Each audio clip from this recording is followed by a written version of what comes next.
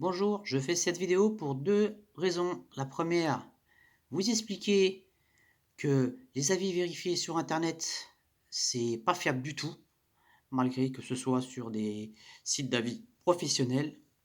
Et la deuxième raison, c'est aussi de vous de faire un retour d'expérience de comment on peut contrôler la qualité et ne pas se faire avoir en ayant des malfaçons cachées par du placo-plâtre.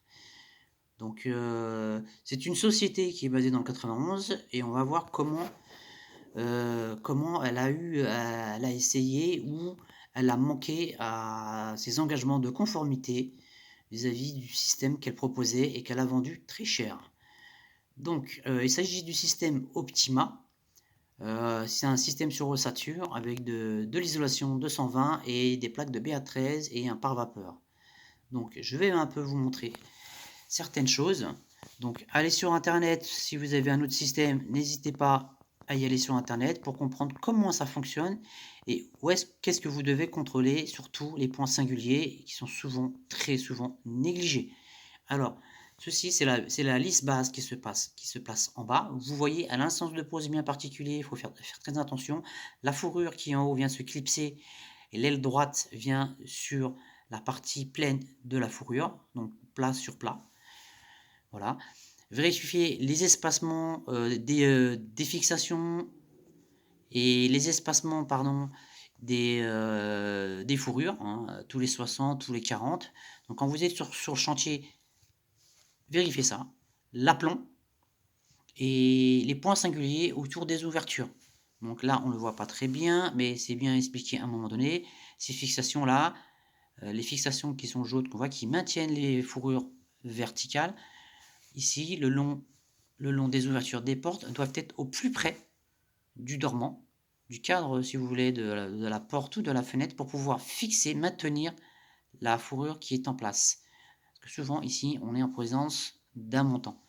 Alors, je vais vous expliquer un peu, vous montrer un peu ici sur mon chantier quelque chose qui n'a pas été fait et quelques points qui ont vraiment été négligés, voilà, qui montrent que l'entreprise est pas très conforme et ce sont des défauts. Voilà, ce sont des malfaçons de méconnaissance et de technique. Alors ici, je vous ai fait un exemple. On a la lisse haute, on a la lisse basse. Je fais une petite parenthèse pour vous dire que vérifiez lorsque, surtout soyez là le jour de la livraison pour vérifier la conformité des produits, le marquage. Donc là, si vous arrivez à le lire, voilà, on est quand même sur du Optima, CSTB, donc ça c'est bien, c'est conforme.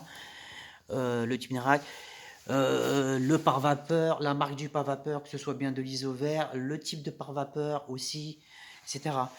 Parce que sur sur ce chantier, à la livraison, certaines choses n'ont pas été prévues, ont été essayées d'être remplacées par d'autres produits, notamment tout ce qui est par vapeur. Donc, on m'avait posé du stop vap, on m'avait ramené du stop vap pour les combles perdus, et c'est pas adapté pour les pièces habitables. Donc ça, il a fallu longer, il a fallu euh, exiger une bande résiliente en partie basse pour les sols bruts, ce qui est recommandé dans les DTU. Voilà, donc n'hésitez pas vraiment à contrôler le jour de la livraison la conformité des produits, parce qu'une fois qu'ils sont achetés, utilisés, ouverts, ce sera très difficile de demander à l'entreprise de les enlever et de racheter autre chose. Donc à la livraison, refusez avant que ce ne soit trop tard. Donc ici, j'ai dû être très vigilant et insistant pour changer les choses. Voilà. Donc c'est aussi une parenthèse parce que j'avais aussi de la mousse résolique prévue dans les chambres. On m'a vendu un système pour le sol. Donc là, ça a été rectifié. Donc là, je suis sur du Senin plaque de polyéthylène avec un doublage placo en 10 mm. Et voilà. Alors qu'on avait prévu des joints, des bouts de plaque pour le sol de type TMS, séparé de chez Soprema. Non, pardon, je vous dis, oui, ça c'est du Soprema. Les deux, c'est du Soprema. Voilà. Donc on m'avait vendu un produit de chez Soprema adapté pour le sol. Il a fallu batailler et puis leur envoyer la doc technique pour qu'ils puissent rectifier. Voilà, donc ça c'est pareil, encore un manque de professionnalisme de cette entreprise qui, soit par profit, soit par méconnaissance, a voulu installer un produit qui n'était pas conforme et avec des méthodologies douteuses. Donc voilà, donc ceci a été quand même rectifié. Donc, point positif, le chantier avant avancé de ce côté-là. Voyons, revenons un petit peu à notre ossature. Donc, les points techniques de l'ossature. Ce qu'il faut comprendre, c'est que l'ossature, la base de l'ossature, c'est la fixation horizontale. Donc l'ossature doit être maintenue exclusivement par l'ossature horizontale. L'éclipse haute et l'éclipse basse, ce sont simplement des maintiens. Ils ne reprennent pas de charge, ce sont simplement des maintiens de réglage d'aplomb et de verticalité. Donc ça permet, voilà, ça permet simplement de maintenir et pas de supporter de charge. Alors, ici, ce qui a été mal fait, deux choses sur ce chantier qui m'ont beaucoup un petit peu effaré, c'est la pose aléatoire de cette d'hélice. Donc un coup c'est de ce côté-là, un coup c'est de l'autre côté, il n'y a pas de sens. Donc j'ai vérifié et normalement, quand sur le guide, l'hélice, l'aile droite se met bien sur le champ plat de la fourrure. Alors, sur le chantier, c'est aléatoire, un coup en haut, un coup en bas, un coup... Voilà. Donc ça, l'entreprise, pas du tout compétente par rapport à ça. Enfin, en tout cas, les poseurs, pas du tout par rapport à ça. Certainement des sous-traitants, comme d'habitude. Voilà, c'est pareil, les recommandations, comme je vous ai expliqué, le long des montants, il faut entailler le rail ici, qui va être le long de la fenêtre ou de la porte-fenêtre. Faire glisser la fourrure pour avoir l'appui le plus près ici et pour pouvoir fixer l'ossature pour que ce soit l'ossature qui maintienne la fourrure et pas la plaque de plâtre. Alors pour preuve du travail de cette entreprise, voilà, on voit ici,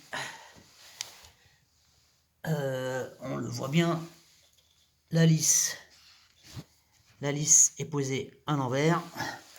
Sur le plafond, c'est la même chose.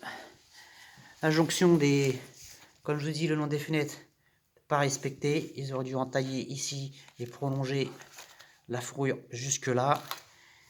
Certains points de liaison que je ne détaillerai pas ici mais semblent douteux. Là pareil, on le voit ici. Voilà, pas d'entaille, juste posé comme ça. Donc en fait, le fonctionnement, c'est que c'est ce qui tient la fourrure, ce n'est pas le clip, ce n'est pas le mur. Ce qui sera fixé, c'est pas le clip qui se fixe sur le mur, mais c'est la plaque de placo qui est vissée ici. Donc la plaque de plâtre tient l'ossature, alors que normalement c'est l'ossature qui tient la plaque de plâtre. Donc ce défaut est partout. Ici c'était même encore pire, j'ai retiré la laine de verre, il n'y a aucune fourrure. Il n'y a aucune fourrure horizontale. Donc là on se demande comment cette entreprise a pu avoir ces 4 étoiles. Ici c'est la même chose, donc là il y a eu un petit bricolage qui a été fait. Ici il y a un petit bricolage qui a été fait. La personne a essayé cette personne-là a monté sa clipse à l'envers, mais au moins elle a fixé. Ce qui veut dire que le système de clips ne se verrouille pas ici. Il n'est pas verrouillé. Je retire le machin. On voit ici le système de clips reste en position ouverte. Ça tient. C'est pas son fonctionnement normal, mais dans la théorie, ceci normalement c'est comme ça. Voilà la position. La position et là on est en position fermée de maintien. Là, la clips est pensée en l'air. Donc c'est une solution adaptée par l'un des poseurs. C'est un moindre mal, on va dire, entre guillemets. Parce que là, on a quand même la fourrure qui est tenue par le clips. Donc souvent, voilà. Alors cette entreprise aussi a proposé de fixer des planches directement sur les fourrures pour maintenir les meubles hauts de cuisine. Ce qui est fortement déconseillé. Parce que tout simplement, les fourrures en partie haute ne sont pas maintenues sur le mur. Elles sont simplement tenues en partie basse par la fourrure horizontale. Et le fabricant dit bien que les fourrures n'ont pas leur résistance pour supporter des meubles hauts.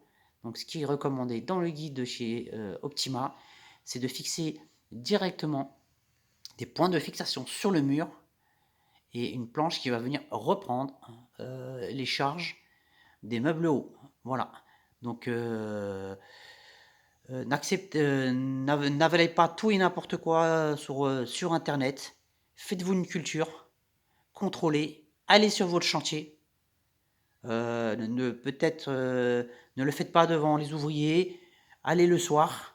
Soyez calme et pas trop nerveux parce que du coup, le matin, on a envie un peu de s'énerver sur les ouvriers, mais ça ne fera que vous desservir. Soyez diplomate et essayez de faire comprendre les choses gentiment. Mais voilà, c'est pour dire que je suis très déçu de cette société et voilà, du manque de ses engagements et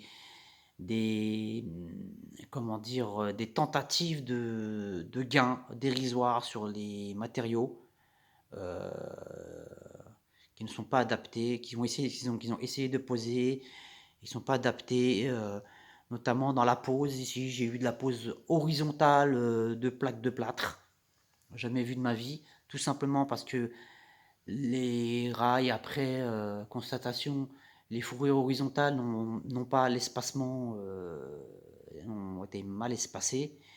Et donc, du coup, pour joindre les deux plaques à leur liaison, bah, tout simplement, il ne pouvait pas. Donc, simplement, qu'est-ce qu'il a fait? Le poseur, il s'est dit, j'ai une superbe idée, bah, c'est pas grave, je vais les poser à l'horizontale. Voilà, ce qui est fortement déconseillé. Ça peut se faire dans des cas particuliers, mais en renforçant en partie haute et en partie basse. Voilà, ce qui n'était pas mon cas. Donc voilà. Donc j'ai exigé la dépose quand même. Donc ça a été fait. Voilà. Donc c'est un chantier stressant de tous les instants et voilà. Je souhaite à personne d'avoir ce genre de chantier et de vivre ça avec cette entreprise. Donc voilà, tout simplement. Voilà, c'est pareil aussi. Je reviens sur un petit point. Il y a souvent du patchwork, ce qu'on appelle d'assemblage de chutes de matériaux, que ce soit de la laine de verre ou de plaques. Donc pour faire des économies de plaques entières, voilà, de chutes de plaques qui partent à la poubelle, qui non plus sont payées, parce que l'entreprise vous fait payer, vous fait payer les chutes dans le devis. Et quand ces chutes sont censées être payées sont en surplus et payés et partir à la poubelle, eux, ils les gardent, ils les utilisent, ils essaient de les utiliser partout. Pareil pour la haine de verre, ils font du puzzle de plaques ou du puzzle de laine de verre hein, pour faire des économies et garder les plaques entières ou les rouleaux pour les ramener chez eux sur un autre chantier. Donc soyez très vigilants, exigez que les laits soient entiers, qu'il y ait le moins de joints possible, pose verticale et conforme. Voilà, j'espère que cette vidéo vous aura plu et que si vous avez aussi des chantiers un peu bizarres comme ça, faites des retours, ça fera plaisir à tout le monde et à tous les consommateurs.